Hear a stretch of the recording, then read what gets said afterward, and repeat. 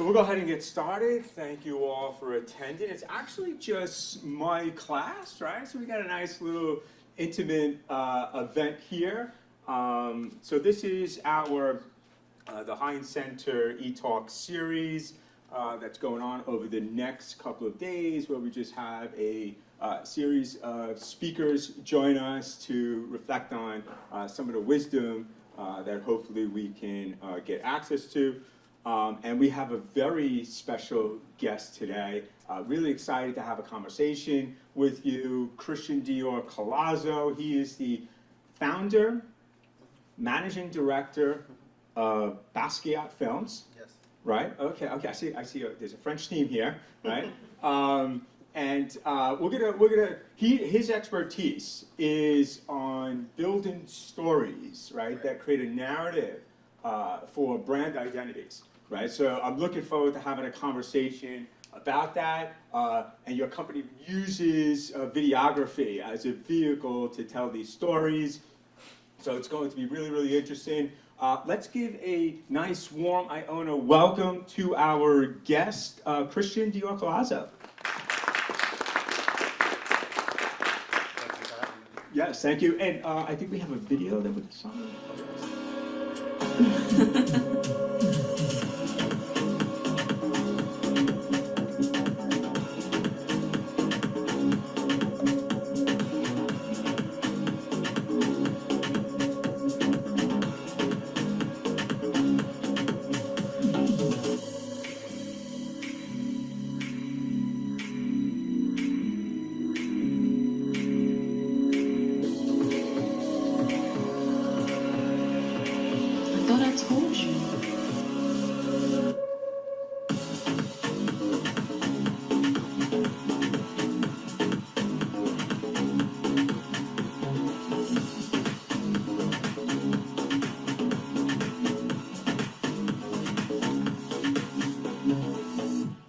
By Bosky. Is it Bosky? Bosky, I shorten it. Ah, okay. So yeah, the origins of that is I'm a part of fraternity, and that's like the fraternity name they gave to me. And yeah, so I go by many different like nicknames. Okay, wait, so fraternity? Yes, Kappa Alpha Psi Fraternity Incorporated. Oh, okay. And is this a professional fraternity? Is this something that was a part of a school or? School. Oh, okay, yes. And I failed to mention, I think you are a fellow Baruch graduate, right? Yes, yes. I attended Baruch as well, so a fellow alum. And are you a native New Yorker? Yes. Okay. And what part of New York are you from? I grew up in Harlem. Okay, interesting. And your degree was in business? Yes. And did you get into entrepreneurship? Let's just talk about your journey. Let's begin there. I know that you got your degree in business, right? Mm-hmm. How soon after that were you thinking about going down this entrepreneurial path, considering starting your own business? Were there businesses that came before this one that you tried out, or? Okay. Well, I'll start at the beginning. Let's start at the very beginning, because you asked the question about entrepreneurialism, right? Yep. Okay, so I'm from East Harlem, New York. I grew up on 126th Street and Lexington Avenue. I was adopted at birth, so I was raised by Puerto Ricans. So ever since I've been a little kid, I was able to just ask questions, see the universe in like from a different perspective, like objective perspective, because being able to fit into a family or growing up in a culture that's different than your, just different, was pretty interesting. Also, too, growing up in East Harlem at the time was predominantly African American, so being raised by Puerto Ricans in an African American area was really, really, really like unique. So there were like challenges. There were there were like, how do I say this? There were opportunities to like learn and grow and foster by like communicating with different people, understanding different cultures, right? Like for instance, my friends, a lot of them ate like a lot of like food you would find in the South, right? So like collard greens, chitlins, stuff like that, right? Where at home I'm eating arroz con pollo and gandules, right? So you have to like be able to like relate and stuff. So, but the reason I bring that up is because growing up in that environment, I grew up with, now I'm dating myself, but I grew up with like a Microsoft Windows computer. At the time it has Windows 95, and I broke the computer. And my mom didn't have money to fix it. So I had to literally fix the computer. And back then they only had forum boards, right? It was like Yahoo at the time and maybe the advent of Google. So I had to find forum boards which didn't have pictures, just had words and text. And then I had to figure out how to fix the computer. So I had to open up the computer, I had to figure out what the SATA cable is, I had to figure out what the inputs and outputs, and then essentially put that together. Then I had to decipher the difference between hardware and software. Then finding the right software that could fit on, back then, the floppy drives to figure out, oh man, I need to install this update so I can like get this part of the computer to work. So like the motherboard can register with some of the other like components of computer and stuff. But anyway, like that started my curiosity. And then once I used that helped me later on. What do I mean by that? Since I started fixing computers, there was a need in my area. Like I was one of the few people that would go around and make money just fixing people's computers, updating their software systems, connecting their printers. And at the time I was charging, I don't know, I was charging a lot at the time. At least I thought I was getting like anywhere between $25 to like $80 depending on what I had to do. And then sometimes I would make like 150, 160. And yeah, so that actually started my entrepreneurial endeavors and stuff. So you recognize you have this unique skill. You've done the work to investigate, right, how to do this. And most people are not going to do that, right? And then you developed a side hustle, right? Right. And so it's interesting because a lot of people don't equate these kinds of activities with entrepreneurship. But this is the basis, right, for doing, right, much bigger initiatives, right? Yes. And then you get the confidence, perhaps, to see that, look, this is something I did all on my own. I learned the skills myself, right? And I'm just engaging with the world, and I'm making money. They're compensating me for this, right? I'm making things happen in the world. So that, if I understand you correctly, really shaped your mindset and viewing the world in a way that, you know what, I can take things into control myself, right? And make things happen on the basis of my own initiative alone, right? I think it's this. I think my interaction with the world around me had aided that, right? Because growing up on 125th Street, Lexington Avenue, there's a lot of mom and pop shops. So you learn quickly that with mom and pop shops, you're able to do things like negotiate pricing on different, like I was a kid. My mom would send me to the store to buy fitteds at the time. I used to have the Knicks, Yankees fitteds, you know, Mets fitteds. And I would go to mom and pop shop. We're talking caps. The caps, I'm sorry, the hats. So they call it fitted caps. And I used to negotiate the price with the person that owns the store. So I started building that relationship.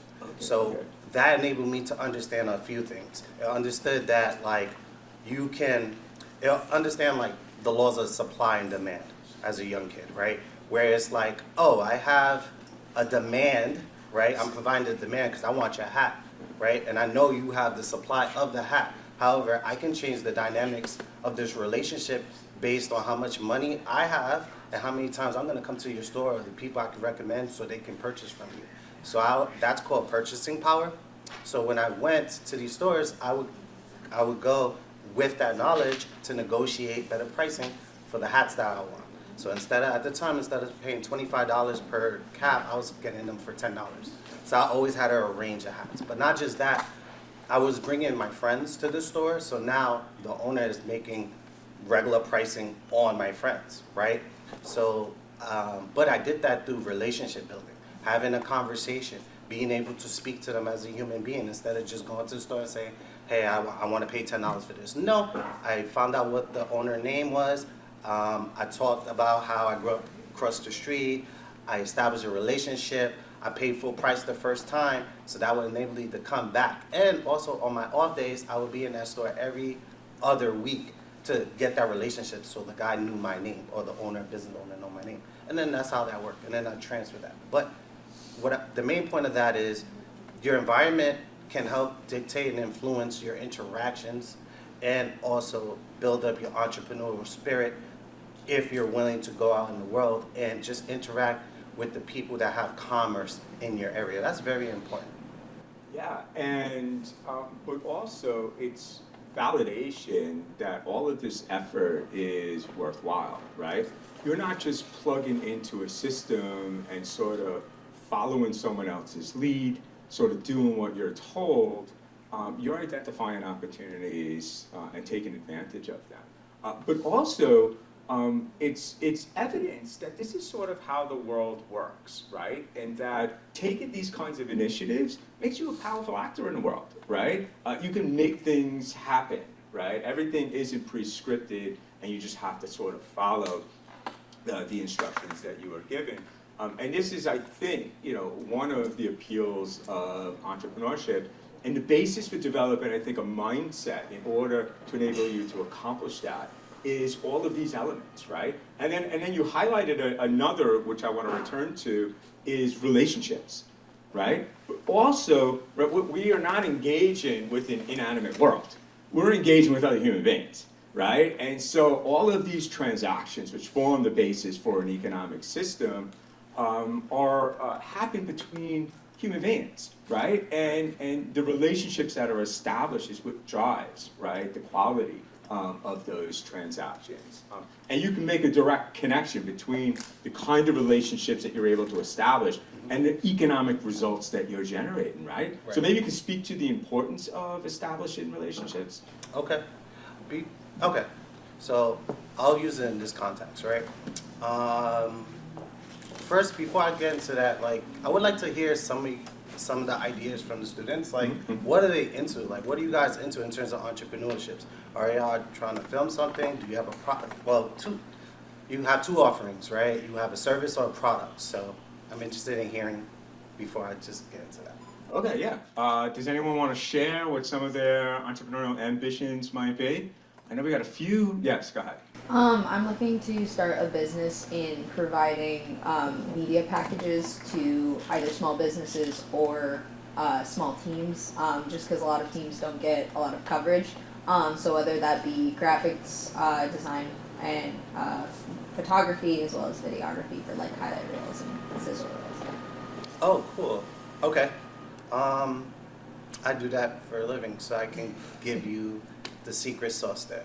All right, first, as an entrepreneur, you want to start with your personal finances. You want to break them down categorically, but like, how much money do I need to make as an individual? That's very important in entrepreneurialism, or being an entrepreneur, right? Because you drive your success. Also, too, you have to remember, you have to be able to generate a revenue for yourself, right? Or profit for yourself. You have to generate revenue, but also you have to remember, you have to save for taxes. So the reason you want to find out your expenses, your personal expenses, is because that's going to create a baseline of how much money you need to make in order to, for some people, survive or be good, right? Then once you find out that expense, then you add on your knowledge or your premium, right? Right? You add that on top of that amount, right? And then you take that number, and then you can use that as a basis to come up with some packages you just said, right? For clients. And I'll give you a perfect example. I've created content where I charge the client $1,500 for 10 reels, right? As a base level. You get 10 reels, reels be 15 to 20 seconds long, and that's it. And then let's say 15 reels, right? I'll say 15 reels. The 15 reels will cover them for at least 2 months worth of content for their social media pages. And you pocket $1,500, a third of that goes to the government, unless you have other ways of, you have other expenses for the business to reduce how much you pay in taxes and stuff, or you're liable in taxes to pay. And then, and then you have to put, you can profit some of it, and then you leave another third for like your business and stuff to help your business grow. But you just have to sit down and find out what your expenses are first, So that way you make sure you're good, because with your business, you have to first and foremost be selfish and say, I need to be good, right? In order to make that work for yourself. Or at least we're in a similar like lane. So I'm just telling you that's like the best way to do it. Or a way to do it, because whatever way you choose for yourself, as long as you're actively producing it and working towards it, you'll figure things out as you go. And that's the biggest thing with business. Everyone has their own lane. You want to follow you want to create certain structures for yourself. But again, like the way I may conduct my business might be different than her, right? And also your pricing is going to be based on the market, what's available, and how good your quality is, right? But again, so yeah, so you could easily get $1,500, right? For like 10 to 15 reels, because I've done it. I actually charge more now, so I know you can do it, especially for sports. Sports is in high demand, and that's pretty reasonable. So hopefully that helps you. Yeah, so this is, what we refer to like cost plus model. We're actually going to talk about pricing. That's towards the end of the semester. We haven't gotten there yet. This is definitely a topic that we will get into. There's lots of strategies, right. For putting out your pricing. But you mentioned this word value, right? Yes. What's going to drive your price ultimately is the value that you're delivering. And part of that value is derived from the brand that you develop. So let's just get into what it is that you actually do. Okay. You create narratives, Right. stories, Right. in order to build an identity for a company, right? And that forms the basis for this company's brand. Maybe you can just talk a little bit about like what that process is like, then we can maybe get into some of the details. Okay, so the process is simple. It's like you have a consultation with your client, then during the consultation is basically find out specifically what do they do, what are their products, what are some key highlights they have, or they want key messaging they would like to get out. I make sure that is a harmonious situation, meaning that I like to take their ideas and wants and creating what they want, because at the end of the day, the client's always right, and you're creating for them. And then all I'm doing is converting that into visuals for social media, right? How do you present yourself? If you present yourself on LinkedIn, it's totally different than you present yourself on Instagram. It's totally different than TikTok.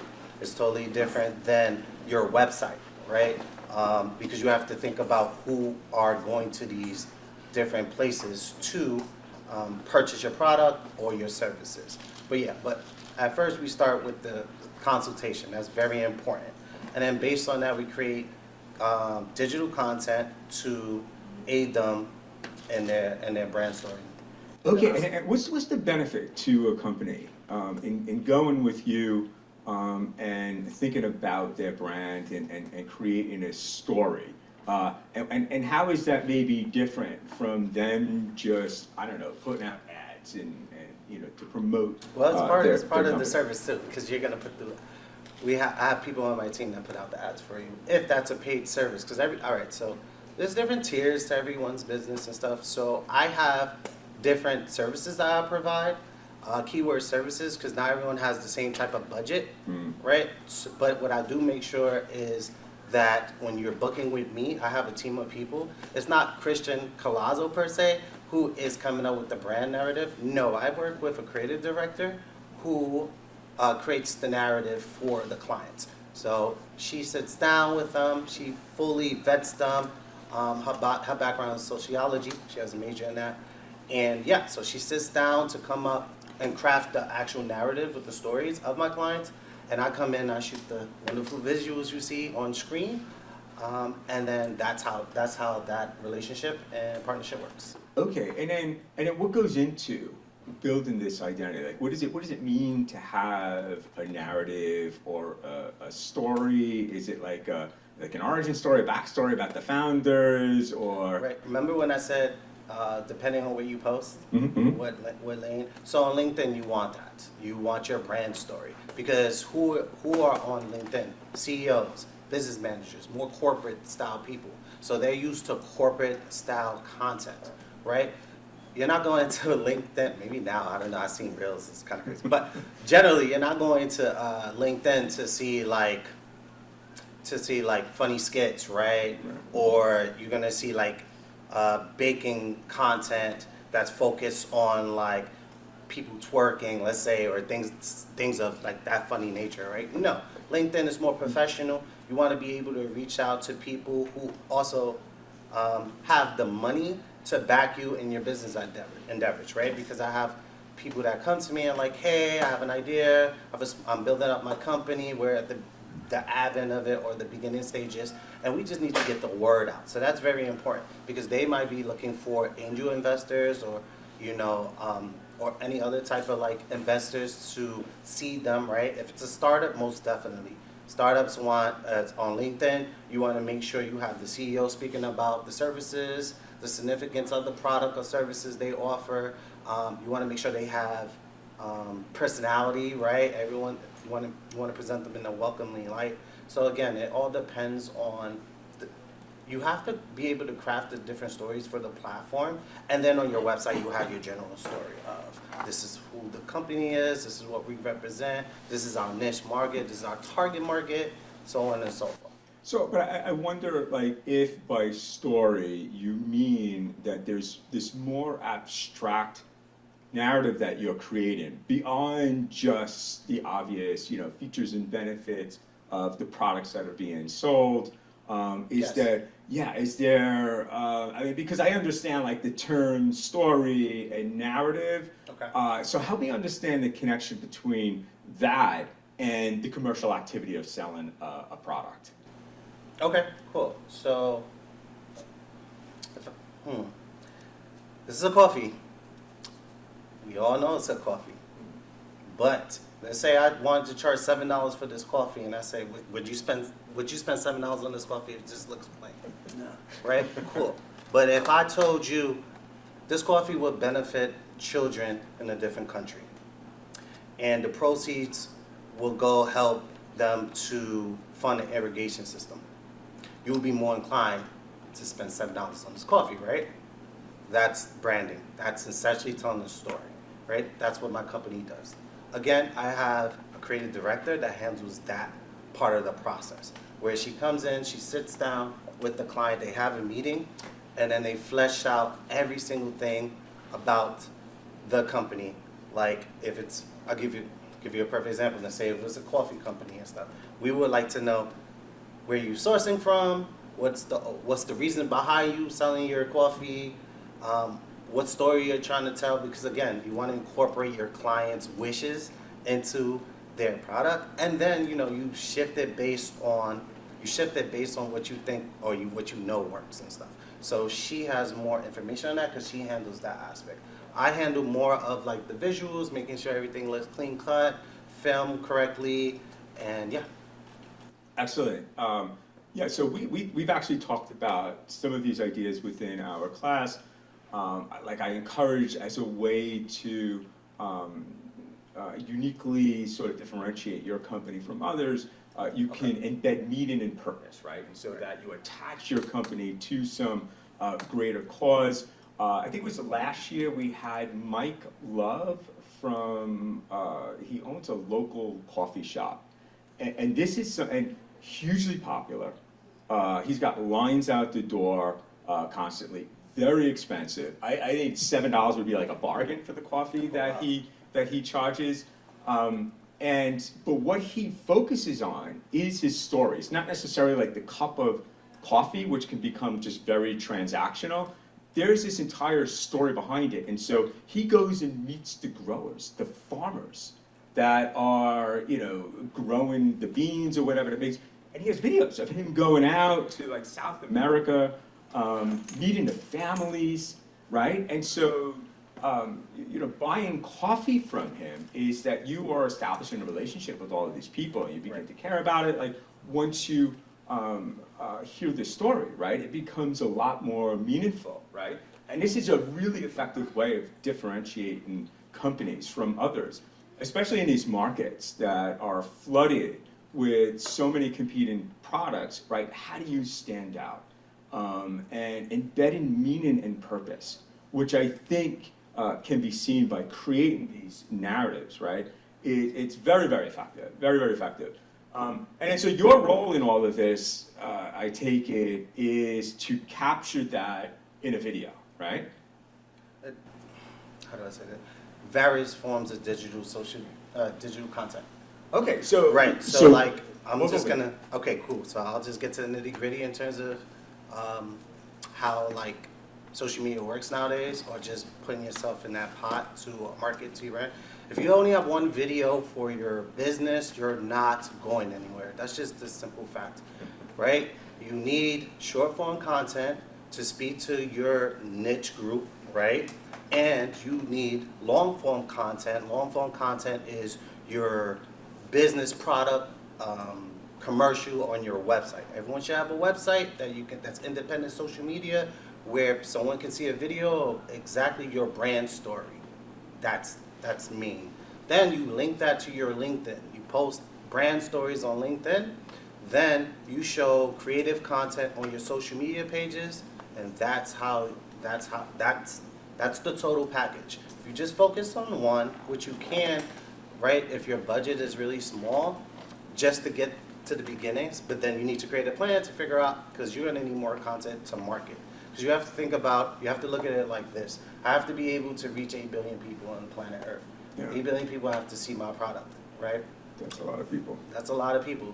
And there's only a few ways to do that, relatively cheap on like nowadays. And that's having a social media presence by having short form content, whether you're on TikTok or whether you're on Instagram or name social platform here, constantly posting, constantly feeding the algorithm to push out your brand. And also too, you have to have the feedback back so you can make the changes in the content and the content creation so you can get your word out. Because you may come up with an idea at first, right, and put it on these social media platforms, and it may not do well. It may not resonate well, right, at first, initially. But as you continue to grow and put more content, you're gonna start getting comments, and then from that you can start engaging with that community, and then they're gonna give you feedback, and then you can adjust how you sell to them or promote to them. Okay, so spill the secrets. How do I go viral? What do we got to do to rack up, thousands and thousands of views? Oh, man, I have one video with 1 million views. Okay, so. Wait, say that again. You said one of your videos? I have clients that have 1 million views on there. Wow, and that wasn't a function of advertising that you bought. One of my influencers, one of my clients is an influencer. Okay, so influencer marketing is kind of big. Yes, so yes. A few years ago, she posted a video we created with her outfit, and it just went viral. I have one client that has 6 different companies. Okay. So we actually target we'll shoot content of her wearing specific outfits. She travels the world, and in the videos, I'll specifically highlight the clothing in the manner where you're paying attention to it, and it gets her clientele to purchase the goods. Like literally, she'll sell the clothing on her back, like from the videos. So she's a clothing brand. No, she has 6 different brands. So she's an award-winning hairstylist.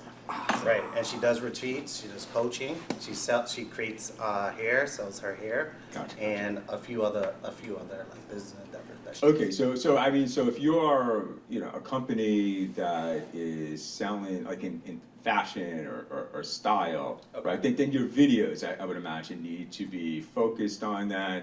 But what made her video go viral? Is there a special outfit? Like, she has is it a color? Is it? It's about community. Okay. It's about community. So everyone has a different type of community, right? So if you have a built-in community where people comment and whatnot, they're gonna reshare your content or repurpose it. Okay. So the algorithms pick that up. Mhm. So that works specifically for her. If you're a new brand, let's say you're a new brand and you're not really trying to reinvent the wheel, it's coffee, right? If you're using coffee, you would link the coffee or the content creation for social media based on trends that are prevalent right now. So if there's some sort of dancing trend and you can incorporate the coffee, do it, just to get eyeballs on it, right? But you want to switch it up, right? What makes your company special? When you're doing the silliness or the viral thing that's going on, share a little bit about your company, share a little bit of what y'all stand for. So now you're actually catching the ear of the people watching the company, and then they get to grow and learn more. So those are like the little secret sauces. Okay, interesting. So you got to understand like what's trending in these different platforms, and it's gonna be different for each platform, right? Yes. Okay, and you're just gonna look at what are the most popular videos, right? Oh, it's deeper than that.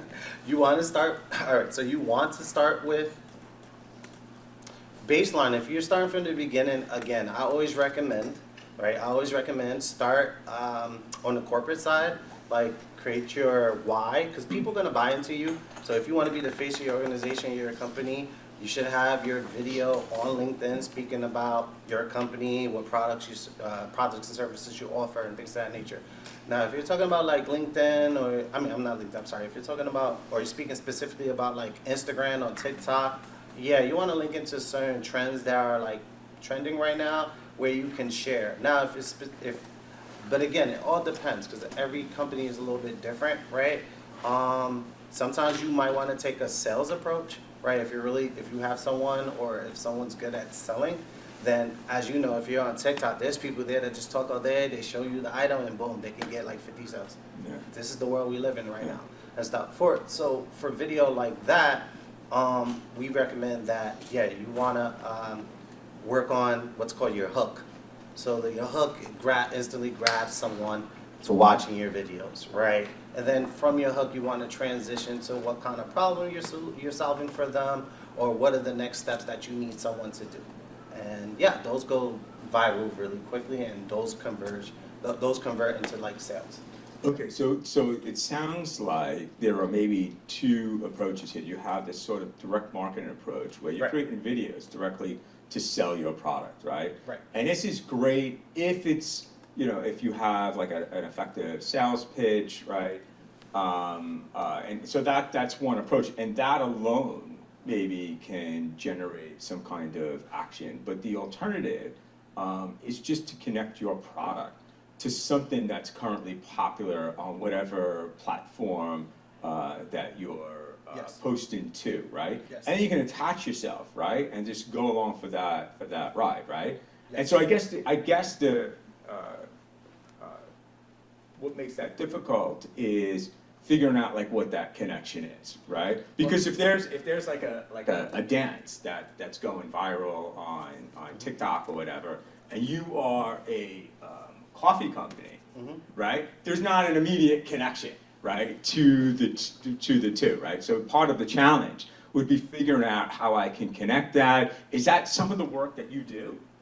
Yes. Okay. Yes. So I wouldn't necessarily connect it to like a dance channel. I was just using dance as an example. But every segment has their own content that works. You just got to figure out what that is, right? So think of it like this. All these platforms are data and like they're just data. You can do your research. You don't want to reinvent the wheel. You just got to see who's doing what that works. But again, it's kind of like having on a piece of paper column A and column B. Column A is what works. Column B is my company. What is our brand? What is the story we want to tell? Then you look at the content that's being created on side A, and it's like, does this fit my company? Oh, it does? Let's try it. Boom. Yeah. Right? And you link. And then that's like the most effective way. Right? Or you can start from the beginning and just be willing to fail. Because some people, that's what they do. Whatever gets you started in that process of figuring it out. But you're going to get to that point where it hits. Yeah. Right? Because it's just about repetition with online game. Because you're going to get better at creating hooks. You're going to see what's working. You're going to see what's not. You're going to become a better salesperson. And then also, too, you get to catch, I like what I say, you get to catch the wave or create a new trend. Because you're upping your activity on the platform. Like for instance, TikTok rewards you for posting and engaging other platforms. Instagram does not. It's a little harder to grow on that. So you want to make sure you focus on at least having a lot of people comment, right, and share automatically on Instagram. And then the approach would be a little bit different, right? TikTok, you could be a little bit more lighthearted. Okay. Yeah. And one of my questions that I had for you is, how do you continue to be creative, right? Like, how is it that you don't run out of ideas? But it sounds like part of the process is just keeping on top of what trends are happening on these different platforms, right? And then drawing those connections. So you can use that as an inspiration for the basis of the videos that you create. Right, so you don't want to like necessarily just copy everything that someone else is doing. You want to add your twist to it so you make it fun. So you can be able to like feel like you're creating something that's like unique for that particular brand. But for me, I film all different type of projects, so that's how I'm always like keeping creative, right? Sometimes, for instance, I filmed for McDonald's for New York Fashion Week. They had a big New York Fashion Week show. I was one of the videographers that was there capturing all the content for them. I was hired by this ad agency company, so it was pretty cool. So while everybody was running around, like I was running around Fashion Week, just filming all different type of stars, all different type of designers and things of that nature. And then also I filmed a conference recently, like 2 weeks ago, a nonprofit conference at St. John's University. I created content for someone who has a clothing brand. This week I'm filming another influencer at Bloomingdale's. She has like these outfit changes. I'm doing that this week. And I filmed a podcast episode for a friend of mine. And there was something else I did. Oh yeah, I filmed an interview. I did an interview video. Actually, I did a commercial documentary video for my client who is changing their brand. So they have a clothing brand. It's called Gossard Couture. Now it's Fedu. So we have to do a reintroduction video, which is going to be the highlight video on his main website where he sells his clothing and things of that nature. And then, so for your direct input into this process, how much of what you're doing is driven by a story that was created? Because I think you had mentioned earlier that maybe someone else might actually be the person that creates these stories, and you're just Right. you're taking that and you're converting that into a video. Right, so again, I'll go back to the beginning and stuff like that. So say if you're a client, right, or someone that's potentially interested in working with Baskuiat Films to create the story of your brand, right? I handle the visuals portions and I have a partner that actually handles the technical aspects and stuff. Again, I have a creative director who sits down with the clients and they specifically go over brand story, they go over their image, the color profiles, right, what colors of their brand, right? And then how that relates to psychology. Like she's a psychology major. That's her background. Right. I don't necessarily handle that aspect. okay. I don't touch that part. I'm more the visuals, making the visuals look good. I'm the technical aspect person, right? So like, for instance, like I'm the guy that handles this camera right here. I know it's shooting at 30 frames. You have 24-70 millimeter lens. You have an MK-E400 mic on it, which is an XLR mic or phone, right? Which can pick up long distances. That's where I come in. So in business, right, it's good sometimes within your business to delegate other work or the work that someone may be better at than you, so that way you can then go on and create magic. Okay, so then let me ask you about the formation and structure of your company. So these other people that you work with who have these other tasks that they're responsible for, are they part of the same overall company? Are they partners or? Oh, okay. So I have my own company, and then for that I outsource the work. They have their own companies. Gotcha. So everything comes in through Baskuiat Films, and then I pay out everyone. That's how it works. Okay, so these are So suppliers. essentially independent contractors. Yeah. Yeah, because a lot of people I work with, they have their own, one, they have their own businesses, and then two, they have other projects that they're working on for other clients that have specific needs. For instance, like sometimes I might have a client, right, that needs editorial photos. I don't do photography. Well, I can take photos. I don't do editorial photography, right? But I have someone that does editorial photography, so I will bring that person in on the project. So I already have their price structure, their fee for it, and that's included into the amount that we charge the client. Okay. So that's how that works. And then was there a thought process behind structuring your company in that way? Like, did you ever think about, well, I'm more of a marketing company, right? And so I want to sort of do that in-house.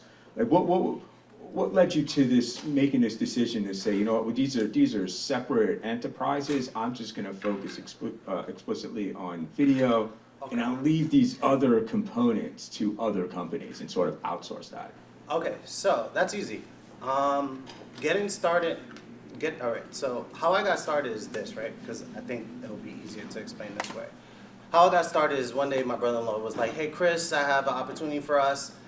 Someone's interested in creating a network TV show, video pilot show, so they can pitch to the networks. They wanted a TV show, but in order to have a TV show, you have to create a video pilot episode to present to the networks." At the time, it was like Fox 5, NBC, and so on and so forth. So I was like, "Oh, I don't have any gear. I don't have nothing." He was like, "Listen, just get a camera. We're gonna do this together. We're gonna just learn as we go." Cool. So that's how I got started. So in that, I remember that project was like for $3,500. He ended up paying me $1,200. I spent like $575 on the camera. But we had different roles to fill and different functions. And for the amount of work that was going on, we shot for like maybe like a whole week straight. Yeah. It was crazy. And then from that moment on, I was like, hey, wait a minute.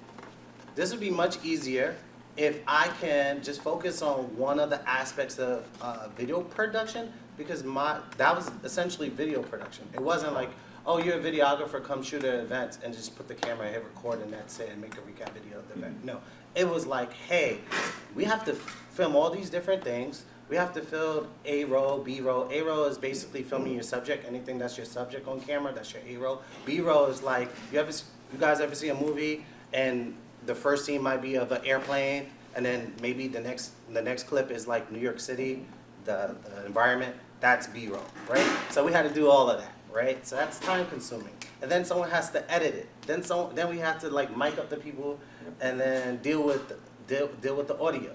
So I was able to notice that like these are all individual parts. And you know this because everyone here has watched a movie or a TV show before, right? And then at the end of it, you see the credits, right? So think about that. Two guys that have to produce a promo video, and then we're basically everyone you see in the editing board. So I realized quickly, like, hey, if I can have it where I handle the technical aspects, and then I outsource the narration portion. I outsource maybe the high editorial photography portion. That could be really lucrative.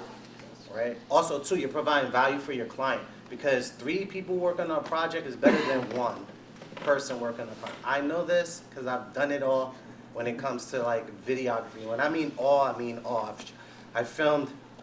Except not all, but in terms of like, I worked on short films, I worked on documentaries, I filmed Macy. During the pandemic, I was the one that filmed the Macy Days parade. So you're seeing all the captures, the pictures of the fireworks. I got employed by DS Media, right, to film that, right? So I've filmed in different countries before. I've filmed for networks before. So I'm just saying, like, when you have a team, it just makes it easier. But people are willing to spend more, and then you're able to provide a higher quality work. Because say you have a client, right, and you don't have to worry about like, if I like to use like examples. I filmed a $20,000 documentary, right? And it was a small crew. It was just me and my brother-in-law. But it was easier to have someone there, so now we can light up the environment, right? Set up the 2 cameras, make sure we prep the people that's going to be handling the interview, prep the interviewee, and then just make sure everything runs smoothly. And also, to be able to delegate the equipment and make sure the equipment is like proper and stuff like that. So I was able to learn how to like offload a lot of that stuff to still provide value for my clients, and that's how I operate. Yeah, so that's really enlightening, because so this class in front of us is part of a business model class, and so there's a section of the business model where we talk about infrastructure. And these are the kinds of decisions you need to make when thinking about the infrastructure necessary, right, to deliver value to customers. Do you do everything in-house, or do you partner with other companies, right? Okay, so as of right now, I have a small team of people I work with, so that technically could be your in-house. But the long term, if you're in business, you should have like a 3 to 5 year game plan, and then after that, 5 to 10 year. So like I'm in the process of figuring out more ways to like expand, so take more people on in-house and expand that way. But again, that's based on the value of the people that I'm meeting. So what I'm actually currently looking for is someone who can handle more of the social media aspect of it, right? And then put them on some projects, and then if it's worth it, then expand more, and then maybe think about having them more along my team. But for the clients that I just have a group of people that outsource things to, and that's how I'm working right now, because that's like, at the end of the day, you gotta know, like, I guess your profit margins, right? And that's what's sustainable right now. But yes, I'm always looking and thinking about the future in terms of maybe taking more in-house so I can reduce costs. So that's gonna happen. That's gonna happen in another like 3 to 5. Okay, interesting, and I'm going to follow up with that. Okay. But these are examples of different kinds of business models that you can build when you're building a company, and there's lots of benefits to that, right? You get a lot more flexibility, there's less of a commitment, right? Can I speak about the benefit real quick? Yeah, go ahead, absolutely. The benefit is this, guys, right? If I do everything myself, it's only 24 hours in a day, right? I'm really good with technical, like I told you, I build computers for a living, so I know my way in and out of cameras, real simple. It's like second nature to me, right? So if you could find in my position, you could find someone who's better than you at pictures, why not offer that as a value to your client? They're not gonna turn you down. They're looking for the highest quality image, right? Because I'm dealing in video production, social media content. Also too, I know the technical aspects of my industry. So you need to know whatever industry you're in, you should know it. Like, I don't wanna say the back of your hand, but you should know what gives you an edge, right? Because I film on an FX3. Like, not everyone knows how to use the Sony FX3, right? And it doesn't matter. I don't need a Sony FX3. I know I could pick up any camera and use it and produce high-level quality images once I get to, like, mess with the camera for, like, a day or two. Because, there's different menu systems, there's different technical aspects that you should be aware of when you're filming and you're creating, and you don't want to do that the day of when you're filming with a client, because if something goes wrong, that's on you. And also, I deal in the subjective realm, meaning like when I create content for someone, all I have is whatever hours they agreed to film with me, right? That's all you get. So if you're filming like a live event or something like that and you don't have your settings right, you're gonna be in trouble. And I don't get a do-over, right? Like when you film for sports, if you miss that shot and or you're filming like Iona, and Iona, the game comes down to a wire, and you miss like the game-winning shot. Ooh. Oh man, that's crazy. That's a bad day. That's exactly. A bad day. Yes. Because you were fumbling with your camera, you didn't know the right settings, so you forgot that it was like recording, or you didn't capture the audio because the cord was loose and things of that nature. That's why you want headphones to connect to your camera so you can monitor the audio, right? And not all cameras have that output to monitor the audio, right? So you have to know these things. So I know these things. So that's the value I bring. So I'm going to outsource all the other stuff so that way I can always provide the best quality for my clients. And this just reminds me of the conversation I had with Mike Love, the guy who owns the coffee shop. This is another point that he emphasized. You got to know your craft. You got to be the expert, right? You got to know it better than anyone else, right? He's an expert on coffee. He knows more about coffee than anyone else, right? Take pride in your work, right? And be more knowledgeable than anyone.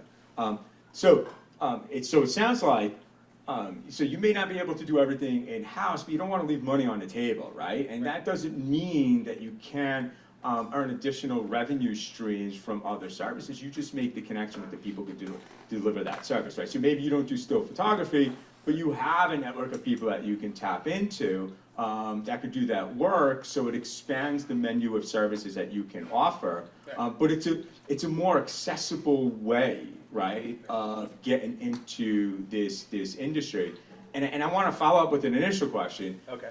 All right, so we don't want to leave money on the table, but how do we take that first step?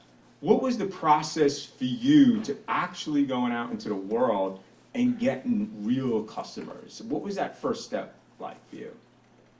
It was easy. I just Oh, okay. Oh, that's encouraging. For Yes. me, it was easy. Like I said, when you're a kid and you're just going out into the world and you're negotiating high prices, now it's like, oh, I got a service. I can negotiate this to people. So for me, it was easy. But I understand not everyone. It's not easy for everyone, right? So this is what I suggest to people, right? If you have an idea and you have the privilege to tell that to someone and you can convince someone to be down with you, now you have two people on that idea. If you find something, so find people that have the other skill sets that you may not necessarily have, so you can start right away. You know, so if you know someone that's more confident than you and likes your idea, you should team up with that person. Now they can handle that forward-facing aspect to it, so you can build your confidence, right?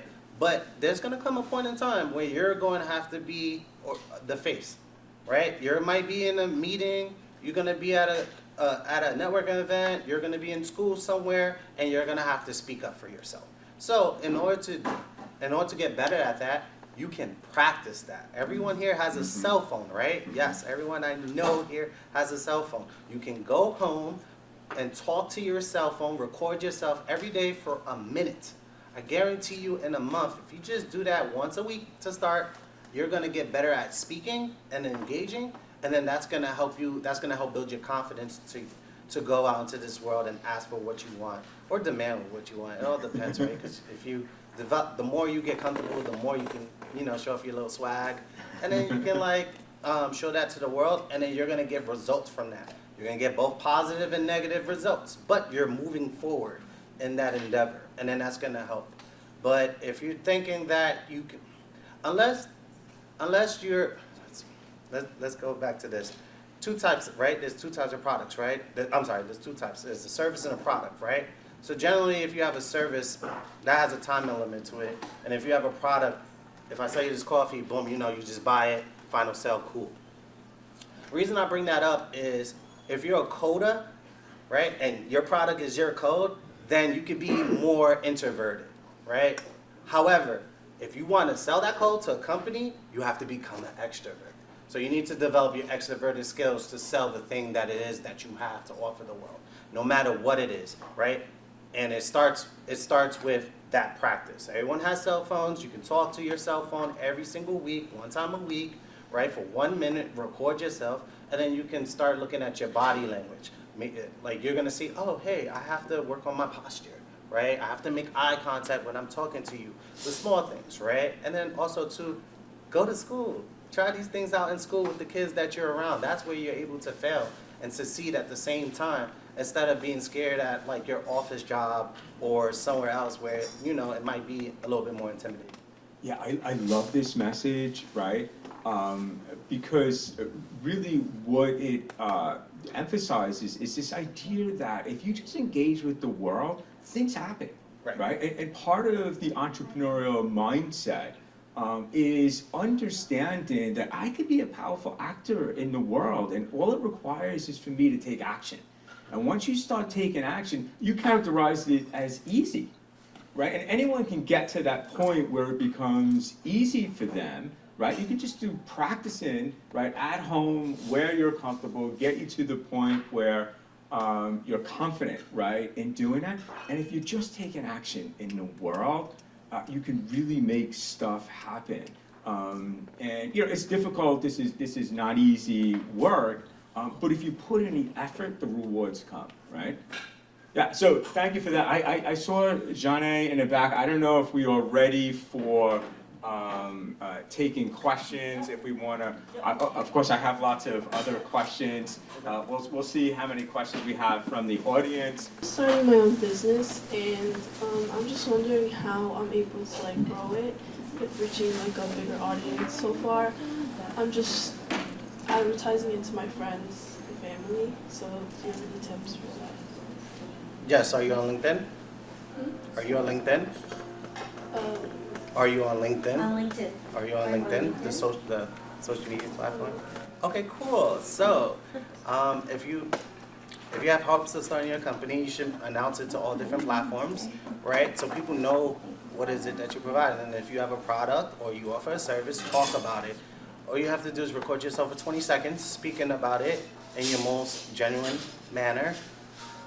Relax, cool, calm, and start putting that messaging out there, and then you will start getting feedback, right? And then you can start asking your audience if you're on social media, right? So you can say, hey guys, what are some of the type of content you would like me to create for X, Y, and Z? And then you're gonna get feedback, and then you start doing it until that starts growing. Then one of those videos will go viral after a while. And so it sounds like you really have to expand the platforms that you are on, right? Yes. Yeah. So, all right. So, there's no real easy way to do anything. All right. So, if you're online, you have to make a commitment to be online.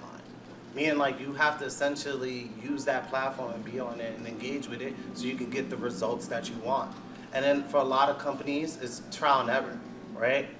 You can create the best narrative story for your client, but until you start feeding the algorithm online on the social media platforms to figure out what hits and what really engages, then that's where the real fun begins. That's when you get to tailor and specifically to that niche group, right? But in order to do that, you're gonna need more than one video. You're gonna need more than 10 videos. You're gonna need more than 20 videos. You get what I'm saying? In a reasonably short amount of time. So like if you have 20 videos, if you're posting like 2 times a week, you'll start to get feedback. If you're scared at first, post 1 time a week. That's to get your habits up so you can start getting comfortable with it and stuff. And that's really the advent of how most companies start, you know? And that's assuming you don't have any like money to throw behind your product. Obviously, if you have more money, you can outsource a lot of the back end work, I say. So like you can hire script writers, right, who specifically know how to target and market, you know, and then that have like, and there's other services that you can purchase as well to just constantly feed the beast to get the results that you're looking for and stuff. But I like to keep it like small streams so people know you can start, but it takes a lot of like doing, right? It's not easy. It's like it's kind of like, you know, it's kind of like if you want to be great at your field, right? Or understand, you know that your journey, you guys' journey didn't start now. It started all the way when someone held you up and started speaking to you, right? That was your initial journey of intelligence, right? And then it's like, oh, now I'm in grade school, then 3rd grade, high school, and now you guys are all in college. So it's the same process with online, but it can move fast depending on hooks. If you understand how to use hooks, you get on the platform and you don't take it too seriously in the beginning, but then after a while, you start seeing what works and what doesn't, and then you just follow that, you know, you follow that game plan. How do you get a hook? Do we have some secret sauce? What's working right now? How do you get a hook? I would say that it all depends on like what I'm selling, right? Okay. Like you would, like, all right, so a hook would be like something like, hey, stop, look at me. I need you to check this out right now. Oh, right, yeah. Stuff like that, you know? Yeah. And because you want to capture someone, like on social media, you need to capture someone's attention in the first 3 to 4 minutes, right? And then there's other small things you can do. You can loop it, so you can leave the ending of your video open-ended, so it reverse back to the back, so they'll rewatch your content. Right. But that won't work on like YouTube. Gotcha. YouTube is more long-form content. And would you recommend, look to see what videos are effective, what videos are trending, which ones are popular, which ones did you click on, and try and figure out why. What's happening? Look at the format. In your niche. Yeah. In your niche. That's very important. In your niche. What is your business? I'm sorry. Oh, I'm making eternal bouquets. Okay. Okay, so flowers, right? So yes, find out flowers. Look at the best posts. Also, too, while you're creating that, think of 4 or 5 things that you want to do that makes you happy in terms of posting, and post that too. You want to mix it so that way you're creating original content that goes back to you, and then you'll be able to drive a more awareness to your brand, because now they're gonna be like, oh no, her content is a little bit different. Look, these are the type of videos that she's posting now that's separate from what everyone else is doing, and then that's how you get their attention and things of that nature. I'm Brandon. So you was talking about YouTube for a second, Rian. So I do YouTube myself, and I've built a solid community on there. But I feel like when you said that, you know, you look for engagement, you look for feedback and stuff like that. So I feel like I've built a solid community. I get like at least 40 comments per video. Okay. But I feel like the growth has kind of stagnated in a sense, where like the algorithm is kind of not like pushing it further to a wider audience. It's rather just keeping it to those people who are watching it constantly and sharing it. So I fell into like this sense of feeling like giving up on what I'm doing and trying something different. But I wanted to ask you, when do you think is a perfect time to like, okay, I might have to pivot to something completely different? Because what I work on is like a passion of mine. So it's like, when should I pivot, or should I try something different of what I'm doing currently? Let me ask you, did you do a video saying that you want to pivot on your page and tell your audience that, so you don't lose engagement on the audience that you already have? See, in terms of pivoting, what I mean is like creating a whole different channel. Like it's not going to be on that one. Yeah, that would be like a fresh start. Okay. Yeah. Well, I would recommend that you do that if you're willing to put in the time and commitment that it takes to do that. Right? There's no other like solution or answer to that. And it wouldn't necessarily be a pivot, right? It would just be you doing an extension of something different. Because you can keep your main page and that community and still create content for that, and then just start a whole new page where people you just get known for something else. So you're not necessarily pivoting, you're just starting something new. Pivot would be like you stop what you're doing on your main page, and then now it's known for this on your main page. That's a pivot. And if you grew a substantial amount of, like, substantial community, I would just do a video asking them. So maybe you don't have to pivot. Maybe you can keep it more in-house and whatnot. But content in terms of YouTube is moving more, it's still niche, but it's moving along the lines of, like, community and, like, who you are as an individual, as in, instead of, like, oh, I'll use me. Oh, I'm just a videographer and I just shoot for brands and stuff like that, right?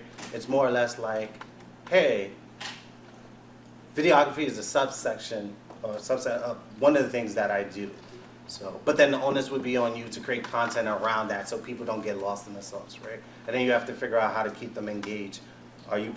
What is your page about? Oh, so you know WWE? Yeah. Wrestling? Yeah, that's what I make content based around that. So Is I'll it- like give reviews, what I think about what happened recently. I'll talk about the future of like a certain superstar, like say somebody's like 22 years old, and I'm like, all right, this person could possibly be the building block of the company and why I think that. So it'll be like, oh, you see, I said this 5 years ago. You see, I was right. Something like that. Oh, that's cool.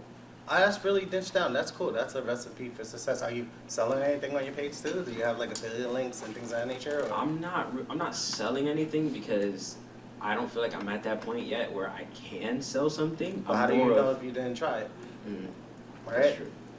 You can, alright, so there's a, what's the website? Maybe Printify maybe, or Printful.com, right? So they handle all the back end stuff. So I would do a test if I was starting to build a community and I was in your position, right?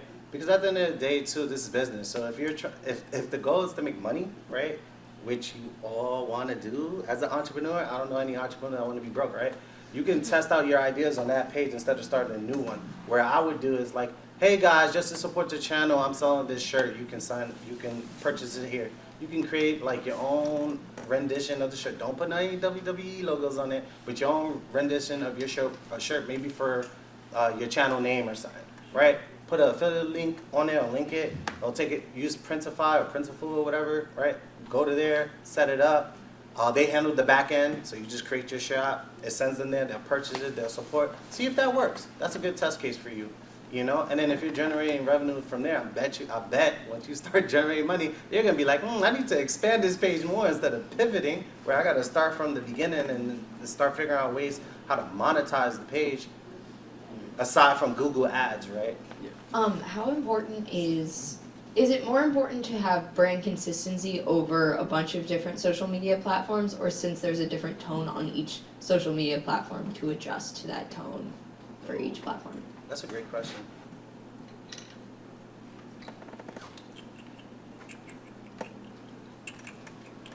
Yeah, that's an internal battle with both. I try to do both. Yeah, because That's honest. I try to do both, right? I'll say this, because I think people morals are important, right? So it all depends on the company you're working for and what line they straddle on your moral compass. If it doesn't vibe with you, don't do it. Meaning, like, if there's content that's out there that is you're not comfortable with creating for your client and stuff, you may have to have that conversation with them. Be like, hey, I don't know if I can do that type of work. You get what I'm saying? But for the most part, I think that I'm fortunate enough to not have that issue. But I think when you're creating content, you have to focus on the goals of the client and create the best content that you can. Now, what you should not do is like the quality of your images and the quality of your brand should not waver. If you understand what I'm saying? Like, for instance, like you see those visual images that I just showed you, that's pretty consistent. I mean, if I'm doing a documentary or I'm working on a interview, you're gonna still see the high level quality work, right? So that in itself is a representation of what I have to offer. And in this space, what you offer, so how your image quality look, you can look to improve that. But when you're expanding and then now you're working with like bigger brands and things of that nature, you have to make sure that you upholding your principles of your company first, and you're creating the content, and you're not wavering on that. And then, so in fact, the company you work for is like secondary. Because remember, you're your own reputation and stuff. So you have to move with integrity. You have to operate in the space of, hey, my brand is known for this, and I have to provide this. And if I provide this and I do it this way, people are gonna come, and you're gonna gather respect. You're gonna gather like awareness in the space, because people are gonna reach out to you. Because that happens to me a lot. There's a lot of networking events I go to, and people know who I am, because they're like, oh, you worked on this project with so-and-so. I need you for something, right? And that's how you build those relationships.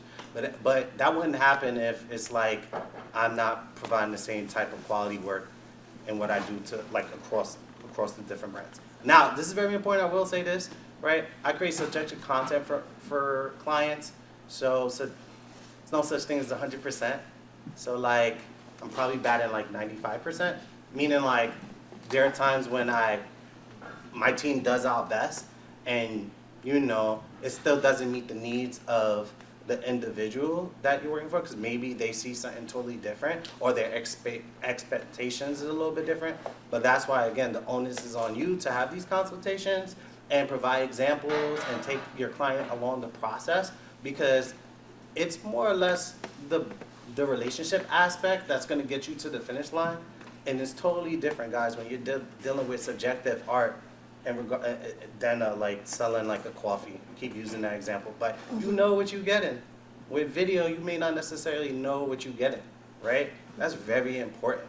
Like, that's very, very, very important. I'll give you a perfect example. If you're doing a documentary shoot, right? If you're doing a documentary shoot, you have to know, there's a lot that goes into that, right? You have to, like, for a technical aspect, am I using 3 cameras, 2 cameras, 1 camera? What are the creative shots? Where are we shooting? Are we filming outside? So you have to have the proper equipment to shoot outside, because the sun changes, right? So you have to know these things. So if your idea is to shoot outside and you get poor quality visuals outside, you lost a day. You can't make that up. So how are you going to make that up to your client? Now they're going to be pissed. They're going to be extremely pissed, because they're paying like hundreds of thousands of dollars. Okay. No, I just wanted to say that when I met you through Zoom, one of the things that I loved hearing about is how you leveraged your student experience during your college years and how you really perfected your craft. And it was because you really took every opportunity that you had. Maybe it was the media room where you were just in there and just at it all the time. And so before our students leave, I would love for you to just add on to what I just mentioned, and because I think that's really important, because it really starts while you're in college.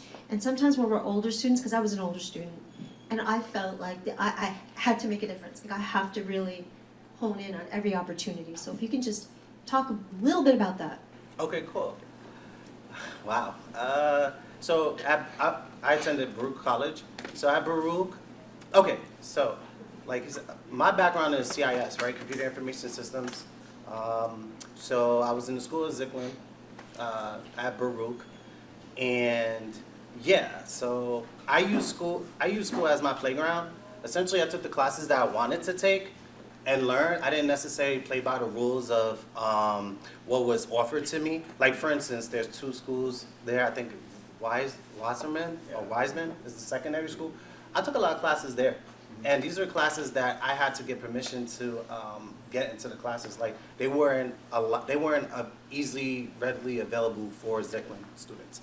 But I remember this. It was two classes. One was editing. It was a class centered on understanding photography, but from and editing in Premiere Pro. At the time, I was editing in Final Cut Pro. This is just different editing softwares.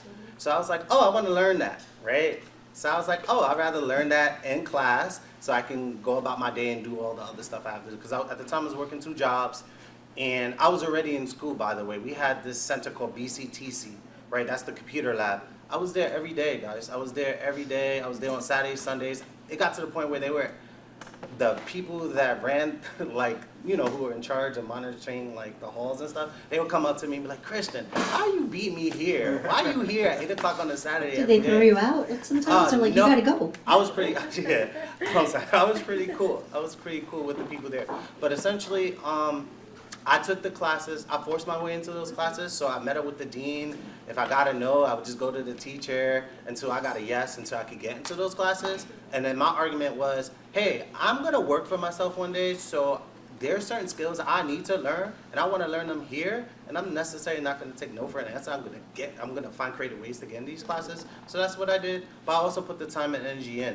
Like I use whatever resources Baruch has to my advantage, and that's important because Baruch is known for like finance, so and also too we also have like a entrepreneurial like department too, where I would go there to be inspired by the kids who took the lab classes, who were potentially starting their business, and that's how I started. I just would go out to them to see what ideas that they had, and then that kind of inspired me because I'm like, oh wait, if they're able to do it, I'm able to do it. Also too, just schools in general, right?